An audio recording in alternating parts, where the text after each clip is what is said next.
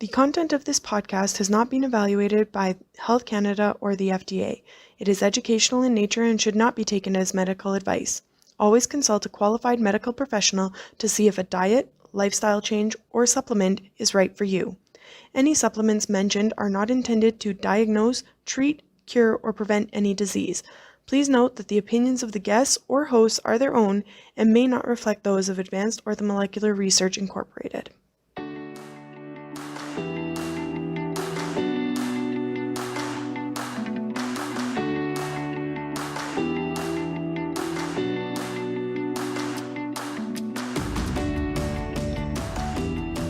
Welcome to Supplementing Health, a podcast presented by Advanced Orthomolecular Research. We are all about applying evidence-based and effective dietary, lifestyle, and natural health product strategies for your optimal health. In each episode, we will feature very engaging clinicians and experts from the world of functional and naturopathic medicine to help achieve our mission to empower people to live their best lives naturally. I think most women have a general idea of what to expect from being menopausal. Hot flashes, irregular periods, moodiness. But knowing what to expect theoretically and experiencing waking up damp from sweat in the middle of the night are two very different things. FemAdapt is AOR's premium menopause formula and is especially useful for hot flashes. This formula includes standardized, clinically tested natural ingredients that have been demonstrated to safely and effectively alleviate some of the uncomfortable and undesirable symptoms associated with menopause. Purchase yours today at your local retailer or online at aor.ca. Welcome to Supplementing Health. I'm very excited to introduce today's guest, Jeanette Queen. She is a nurse practitioner with a master's in nutritional and metabolic medicine, as well as advanced training in functional medicine. For this discussion, we will be exploring hormone management for healthy aging and longevity. Welcome, Jeanette. Thank you, Cassie. So when we talk about aging, often it conjures up images of skin spots, wrinkles, gray hairs, and the like. But there's factors outside of just the physical appearance. So what are some of those factors of aging that people should be taking into consideration? I think you're right. When we talk about aging, everybody gets these bad images in their head. But there are plenty of people who can age very well and they're very healthy, well into their 80s and 90s. They stay active and their brain is engaged and they're happy. I mean, your older years should really be some of the best years of your life. You're financially usually more stable. You don't have kids at home to worry about. Often you're retired and don't have to work all the time. So, we really need to focus more on positive aging and, focus on muscle, focus on hormones and aging better. So what is normal when it comes to aging then? Because I think this word normal is kind of confusing, right? Because what one person's normal is isn't necessarily what's someone else's normal, as you kind of alluded to, that lots of people can age quite healthily to 80, and then others maybe are suffering from ailments like dementia or other classically known as aging ailments. Yes, and I hear this all the time from patients, and we're so quick to call things normal. Well, that's normal. You're achy, you're tired, you're this, you're that, and just because it's common doesn't mean it's normal. Again, I have plenty of patients, or we've all met people who are in their 80s and have more energy than a lot of people do in their 30s. So I think we have to be very careful to start calling things normal aging because that does mean something different to everyone else. And so, actually, on that point where you're saying some people in their 80s have more energy than those in their 30s, can the aging process be reversed to some degree then? I believe it can be. I think everything that we do, especially lifestyle and nutrition, exercise, and hormone replacement therapy, because that's a lot of what I do. But how we sleep, how is our stress? Do we have a sense of community? Do we have a sense of purpose and belonging in this world? All of those things have such an impact on how we age. And, as far as hormones go, there's always the question, do we age because we lose our hormones or do we lose our hormones because we age? And so in that realm, that's why a lot of what I do, people come to me for hot flashes and night sweats and different issues. But really the part that I'm looking at bigger and wider with hormones and everything I do is how do we help people age better? And speaking about the hormone declines, HGH is um, a hormone that we kind of associate with kids growing up, that sort of thing. But the production declines as we age, and it's been hypothesized that the decline in the secretion actually slows that or creates that aging process. So if we can slow the decline, we can slow the aging process. What are your thoughts on growth hormone and these theories? Well, it certainly makes sense. I think some of the original research on growth hormone was taking, I think, kind of blown out of proportion, but definitely growth hormone can help so many things. As you said, has been thought to kind of counteract the aging process.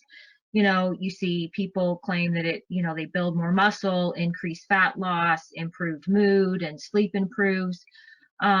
And so, again, with all of my patients, the idea is always to increase growth hormone, hopefully naturally. Um, I've seen people use growth hormone and it be tremendously beneficial. I've seen people use growth hormone and it not be that beneficial. It depends on the individual. I think there are other ways now that we can increase growth hormone using different signaling molecules and different things, but even lifestyle and other hormones will help increase the growth hormone naturally. I think that's always in the back of my mind. How do we help people increase growth hormone? And have you ever used secretagogues in your practice to increase growth hormone? I have with mixed results really. Some people can tell a difference and feel really good. Again, some people don't notice that much of a difference. Um, so it really depends on the person.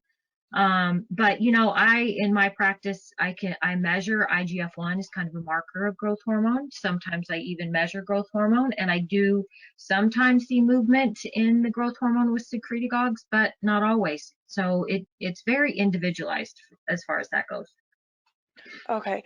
Another hormone that is thought to play a role in increasing longevity is DHEA.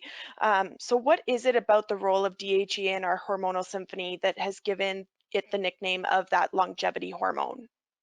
Well, DHEA is a prohormone that we make all of the hormones from. So therefore, I mean, the benefits of DHEA, although some research is mixed on DHEA, and we don't really even understand all that it does. But one thing we do know is if there's a drastic reduction in DHEA and testosterone, in men can be a predictor of death. So in that respect, it certainly can be a picture of a precursor to longevity if you keep it up.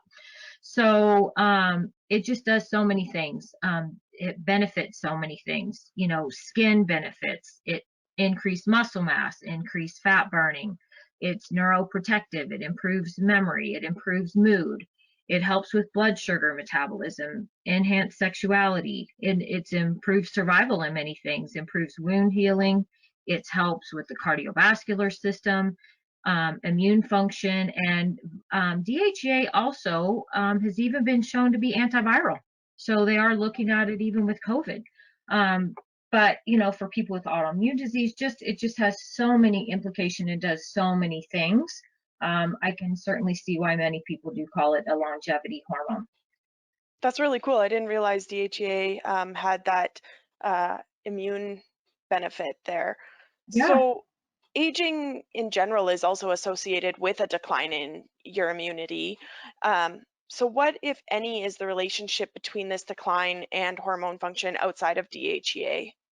Well, both, really all of the hormones can affect immunity, but DHEA and testosterone especially are anti-inflammatory and they directly affect both Th1 and Th2 response within the immune system. So that's very important, and that's where I think that mostly comes into play, but estrogen is anti-inflammatory as well. You change the inflammatory response, you change immunity. Cortisol, as we know, can completely mess up everything as far as immune function because it affects all the other hormones. But yeah, as far as hormone replacement therapy, DHA and testosterone are extremely important for immune function. And would testosterone affect men and women in the same way, even though, or would it be more prominent for men since it's their more dominant hormone? As far as immune function, it does impact both men Okay. and women. a- Yeah. And then would it be the same for the aging process as well then? Yes, just more of it. It's just how much you give. Now, as far as estrogen goes, that's different. Women need more, and it's definitely more anti-aging for women, but men need it a little bit too. It's just both the different hormones just affect men and women differently. Does Okay. that make sense? So then jumping a little bit, evidence from animal models suggests that in addition to its effects on glucose metabolism, metformin may influence metabolic and cellular processes associated with development of age-related conditions. And just last week, we were talking to a couple of the ladies from Conceive Health about PCOS, and it's commonly used to help manage PCOS, which has that endocrine dominance. So, what are your thoughts on this substance, and is it possible that it has effects on longevity? Well, really, I mean, this seems like it's kind of new that metformin is this anti-aging drug, but really it's been touted in the anti-aging world for probably well over 20 years now. We really don't even know how metformin works. It probably has lots of targets and has different mechanisms of action. We know it inhibits glucose production in the liver, so it helps with blood sugar control, helps insulin sensitivity, which is why also it helps so well with PCOS. And it reduces the glycation because it lowers blood sugar. So it helps in so many areas and in some of the anti-aging pathways anyway. The only thing I do think we have to be careful with it. Some people do not tolerate metformin. It causes, in some people, significant GI side effects that can sometimes be helped with the dose. And, every drug has side effects, so we do have to be careful with that as well. My thoughts on this, I'm not afraid to use metformin. I measure insulin, I measure insulin resistance. I use an insulin resistance calculator in my practice. And if people are insulin resistant, I definitely will use it. But I also think about berberine. In a lot of studies, berberine has been as effective as metformin in controlling blood sugar with very little side effects. It's not hard on the liver or kidney. And so oftentimes I talk to my patients and I talk about the risks and benefits to both. But with all this information that we have on metformin, I'm not afraid to use it, if that makes sense. Yeah, absolutely. That makes sense. Now, if insulin resistance is kind of the big player that people look to metformin for, what kind of impact does that have on the aging process or the cells? So when you become more insulin resistant, then your blood sugar goes up. As blood sugar goes up, it increases inflammation and it also increases damage to cells in general. So anything you can do to reduce blood sugar and reduce inflammation, obviously, is going to help the cells survive longer and stop so much cell destruction. So that's how Okay. that helps. It helps in many of the other pathways as well, but um, in a nutshell, and kind of for ease of instruction, I think that's the best thing to do. The best way to describe that. Okay. No, that makes sense for sure. Um, Now, another, I guess, somewhat trend that's been talked about for longevity is intermittent fasting. Um, it's been said to have a positive impact on the metabolic process and, of course, in turn linked to aging. But fasting can actually increase levels of stress hormone cortisol, which, as you mentioned, can have negative impacts on all your hormones and a lot of other functions within the body. And so, can you speak to this relationship and how someone can go about finding a beneficial balance between intermittent fasting to get the positive impacts on their metabolic processes versus before doing damage? You know what? I have this conversation very frequently in my practice. because I've often, I see people when they're stressed and they're sick and they're tired and all these things, and it is never. I know I've read the studies, I've listened to the conferences, I've read about the benefits of intermittent fasting, but I also have patients sitting in front of me, and I don't necessarily think it's the best thing for them for when they're in this state for me to tell them, okay, and by the way, you need to starve yourself, because as you say, in many people, cortisol goes up. So, and I see it. The benefit that I have is that I can measure these things and I can see cortisol goes up, or changes in lipid metabolism and different markers that aren't always beneficial. So, and my answer to that is, a lot of times, why don't we just start slowly and work backwards? Because do we need to eat all the time? No.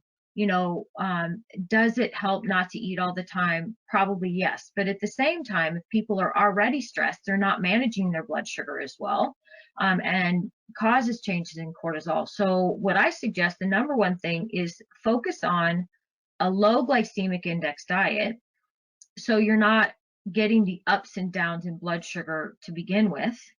And then also, with intermittent fasting, many people are skipping breakfast, which there's plenty of research to show that if you eat a good breakfast, that your blood sugar stays more balanced the whole day long. And balancing our blood sugar and keeping our blood sugar low is one of the most important things to do for healthy aging. So if people want to do intermittent fasting or time restricted eating, I have them do it the other way. I say eat breakfast, eat lunch, eat an early dinner, and then fast for the evening. And then the other thing I will start with is just try to start with no snacks, and work it that way, rather than try to tell people, don't eat for 2 and 3 days. Right. I like to work it in that way, because ever since all of this came out about intermittent fasting, that's immediately what I thought of, is the cortisol response. And like I said, I see it. Yeah.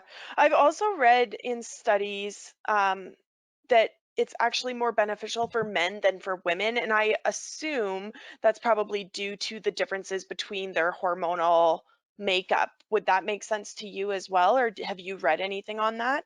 I haven't read anything on that, but that does make sense to me. Um, Absolutely, but still, it depends on the person. It depends on what's going on with them. What is their target? And how sick are they? If they're this healthy, human being who's not stressed and um, all these things, then they would probably tolerate it better. Other people may not. Also, you have to take into account their activity. There's some people who are saying that they work out better and it improves their workout, but sometimes it doesn't. So I think it's very individualized. What's their, even looking at genetics, what's their COMT. You have to look at all these SNPs and things, that how people produce cortisol, how people manage cortisol. I think it's very individualized, and I think take that one on an individual basis. Okay. Now you do a lot of hormone replacement therapy in your practice, correct? Yes. Hmm. So how can that hormone therapy support healthy aging and increase longevity then? So this is my favorite part of what I do. Hormones support healthy aging from head to toe, literally. As far as longevity, I'm not so sure on the studies as far as actual living years, but the quality of life, absolutely. Estrogen, as I said, is anti-inflammatory. It improves skin, hair, teeth, bones, mood, sleep. It's been shown to be neuroprotective. It improves memory. Um, Progesterone helps with sleep, which is one of the most important things we can do to age well, is sleep well. Mood and bone. Testosterone has, positive effects on muscle, which is also one of the key factors for anti-aging that people overlook. Cardiovascular health, mood, motivation, drive, libido, DHEA, again, we talked about earlier, but cardiovascular health, bone health, neurologic improvement, skin health, and it also improves sarcopenia. One of the number one things we have to do is maintain our muscle mass to age healthy. And pregnenolone, is something we don't talk about a lot, but it's neuroprotective, improved memory. And there's thyroid, there's vitamin D, there's melatonin, there's all these things. But literally from top to bottom, inside out, head to toe, you name it, hormones affect every aspect of aging. So you mentioned two pieces that I would like to dive into a little bit deeper. So the Okay. first is the heart health piece there. So it's believed Mhm. that the decline in natural estrogen levels may be a factor in heart disease increase, especially in menopausal women. Mhm. But birth control pills have been shown to increase blood pressure levels, which is a risk factor for heart health. And I Mhm. realize generally it's younger women that are on birth control pills, but Mhm. can you share how that shift or that hormone replacement in birth control pills can lead to an increased risk factor, yet using hormone replacement therapy later in life can actually decrease that risk? Like what the, I guess, ratios or the Sure. shift is there? Sure. So, and it kind of is it's a very important point that women understand, especially now that more and more people, well, I have seen anyway, a lot of women be put on birth control pills as quote unquote hormone replacement therapy. Well, they actually work exactly opposite.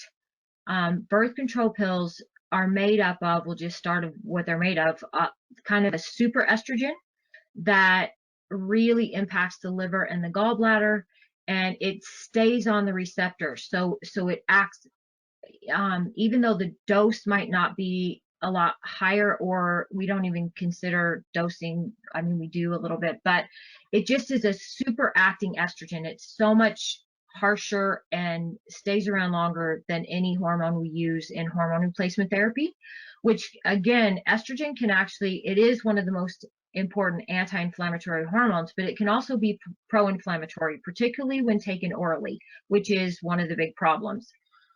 The the other problem, the biggest problem in birth control pills is the progestin.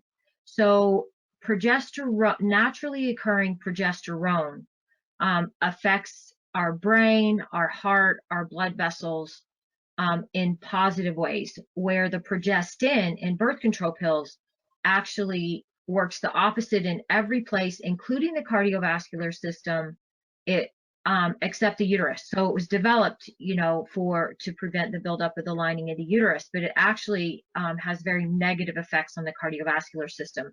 So that is one of the things when people talk about, oh, my doctor put me on progesterone, but they're actually on a progestin, actually drives me a little bit crazy, because they're very different, and nowhere else in medicine do we take two different molecules that are very opposite and call them the same thing.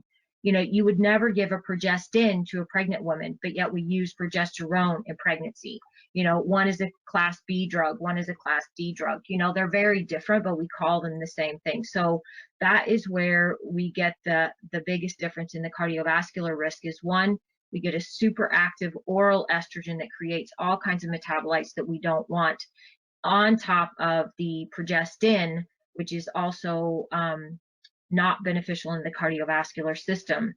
When I do, and many women are very surprised to know this, but if I do serum blood work or any other type of hormone testing on any woman, no matter how old she is, even 19, 20 years old, who's on birth control pills, you would not be able to tell the difference in her and an 80-year-old woman. All the hormones are suppressed because the birth control pill suppresses hormone function, where hormone replacement therapy actually gives the body hormones. So for girls that have been on the birth control pill then and maybe coming off, they're going to want to start their family or for other reasons, would it make sense to do hormone replacement therapy as part of coming off potentially? Well, some people need that, but usually, thank goodness, our body is resilient, and it will come back and start functioning on its own once you take that suppression away. you know, some with some birth control methods, it takes much longer than others. But usually, when you stop the pill, hopefully that will the body will just kick in and start functioning properly again. But you have to think about all of the hormone suppression that we're doing in women, particularly the androgens, in the younger years, which are the only years that we build bone. So, you know, you have someone with low testosterone and low DHEA all the years of their teens and 20s and even into their 30s. And then we take them off and we wonder why we see all this osteopenia and osteoporosis. Just a thought. Yeah, no, it's a great thought. And it actually was the second part that I wanted to explore with you from the estrogen effects that you had listed there. Um, so I guess my question was, what exactly is the role that estrogen plays in bone health that links it to that osteoporosis? So we know that estrogen is one of the best treatments we have for osteoporosis and for bone health. So estrogen actually inhibits osteoclasts and increase the osteoblastic bone formation. It also directly inhibits bone reabsorption. So estrogen does literally help us build bone, as does testosterone. So, and even in men, we have to be careful about, you know, with testosterone therapy or androgen replacement therapy. Oftentimes men are using or given, even by me, an estradiol to keep the estrogen down, but you don't want to drive the estrogen down too low in men either, because we see bone loss. So, you know, estrogen and testosterone are, and DHEA really, and progesterone are, but mostly estrogen and testosterone help build the bone directly through reducing osteoclasts and increasing osteoblasts, the bone building cells. Now, calcium's one of the minerals that comes to mind first when you're thinking of Mhm. bones and bone loss. Does estrogen and testosterone play a role in that absorption, or does taking extra calcium or other nutrients help the testosterone and estrogen function correctly? Well, we always have to, you have to have calcium present for them to work. But, you know, there were some recommendations many years ago that postmenopausal women that we no longer recommend calcium supplementation to them because because we see it build up in the arteries of the heart. So again, then you have to get into the whole D3K2, you know, vitamin K2 thing. And you want to keep inflammation low. You want to keep all the other hormones in check because you want the calcium in the bone and not in the arteries. Okay, yeah. So I was just gonna speak to cortisol and the role it plays in that as well, then, right? Because if you are stressed out, we know that that can suppress your estrogen levels, and so that would potentially also exacerbate that issue if you already are low in estrogen. Absolutely. Even when you're not. Cortisol is, I mean, it is a catabolic hormone. It builds, it breaks things down from brain to bone to skin to whatever. That's why stress will affect every aspect of aging. Um, and also, when you think about it, with bone especially, one of the things that when you're under a lot of stress, you chew through your minerals. You have an increased mineral need, which what do we see lacking in our fresh fruits and vegetables? Lack of minerals. And people focus on vitamins, they forget about minerals. So that's in another way in which cortisol and high stress break down bone, but also bone itself. I had found an article probably last year, and then one of the physicians in my group shared it with us again, that bone actually secretes stress hormone when we're under stress. So we think bone just kind of hangs out and supports our body, but it's actually, I mean, it's metabolically active also. So all of these things, hormones in general and too much stress, all affect bone health. That's really cool. I didn't actually know that about bones Mhm. secreting stress Mhm. hormone. Uh, Fascinating. There's so much we yeah. don't know. There's so much we don't know. And then one last piece of this whole bone and joint health is lean muscle mass, because our muscles actually support our joints and our bones and can be part of preventing that deterioration, correct? Mm-hmm. So then the lean muscle mass, though, can also impact your hormone balance, can it not? Yes and no. I mean, and hormones affect the lean muscle mass. So really, sarcopenia or loss of muscle mass is one of the most important aspects of aging that gets overlooked so often. And it's so important because, as you said, you know, when you work your muscles, you put stress on the bone, and the bone then that leads to healthy bones. But muscle in it itself is impacts our glucose metabolism, our metabolism in general, and our health. So anything we can do to preserve muscle is going to help us age better. Keep moving, keep the right hormones, keep the right nutrients. All those things are so important to health. And if you had to pick just like top 3 tips that you would give someone to kind of like a pro provide healthy aging, I suppose, what would those be? Healthy aging in general Yeah. would be um, lifestyle, healthy diet, exercise, stress reduction, sense of community and connection, and hormones. That's 4, I Awesome. know, That's all right. It's a but they're bonus all one, right? important. But they're all important, and they, the interesting thing, um, testosterone and DHEA are truly the 2 key anti-aging hormones, as we know. Like I said, especially in men, when you see a rapid drop off, I mean, death is imminent. But I saw a very healthy 83-year-old woman. She was still running.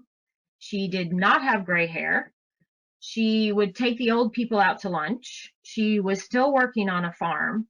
And do you know, in her serum, her DHEA and testosterone were still high, and she was not on anything. That is where I think genetically some people age better than others, but some of us just probably have to work a little harder, or we have to replace a little more. But it is that was absolutely fascinating to me. Like this, 83-year-old who literally did not look a day over 60 and didn't act like it either, was strong as an ox. And her hormones looked like someone much younger than her, naturally even. Do you think mindset plays a role in that as well? Absolutely. Absolutely. But it's a vicious, it's not a vicious cycle, but it is a cycle, because when your hormone levels are optimal, you feel better and your outlook is better. You have more serotonin, you have more GABA, you have more oxytocin, all those things. Men and women both. I mean, their mood and their outlook on life changes when their hormones are healthy, and nutrition and all these things. And so whether you have to replace it to get that outlook better, or your outlook is already better, exercise also, improves hormone balance. So it improves mood, and it improves, all those things. So everything impacts everything. But some people, like I said, I just think it's a little bit easier and have better genetic predisposition to all of these things. So if you don't, you have to do what you can do to augment it. Yeah. Just have to have a little more upkeep as we get older. Which, at least we live in a time where we know what the upkeep is, and we have options out there to do that, Yes. right? Like you Yep. said, the 80's the new 60 if you want it to be, right? Yeah. Very true. There are lots of substances that, are coming out all the time to help us age better, and that we know increase longevity. So yeah. So all of these things make such a difference. It's somebody came to me the other day, and it was interesting. He said, you pay now or you pay later. He said, you pay now with exercise and eating right, and he said, but then you age better. If you don't do that now, then you don't age as well. So I thought that was a really, really important insight. Yeah, I think that's great. Honestly, like it's um it's not worth living the extra years and having that longevity if you're not going to have the quality of life to enjoy those extra years, right? Right, right. So, instead of lifespan, we're looking at health span, right? Yes. Yeah, exactly. Exactly. So you can Mm-hmm. actually enjoy the time with the family and friends and just Mm-hmm. your community in general. Mm-hmm.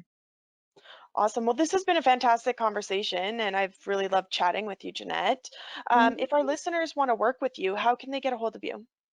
So my clinic is called Evolve Well, and we are located in Mission. And you can just contact the clinic either through our website at evolvewell.ca or call the clinic at 587-774-9355. Either way. Awesome. Well, thank you again. This has been fantastic, and I really appreciate you taking the time to chat with me. Thank you, Cassie.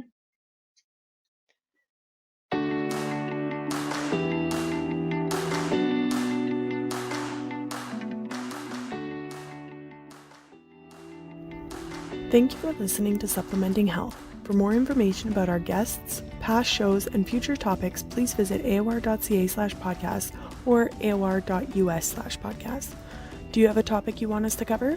We invite you to engage with us on social media to request a future topic or email us at marketing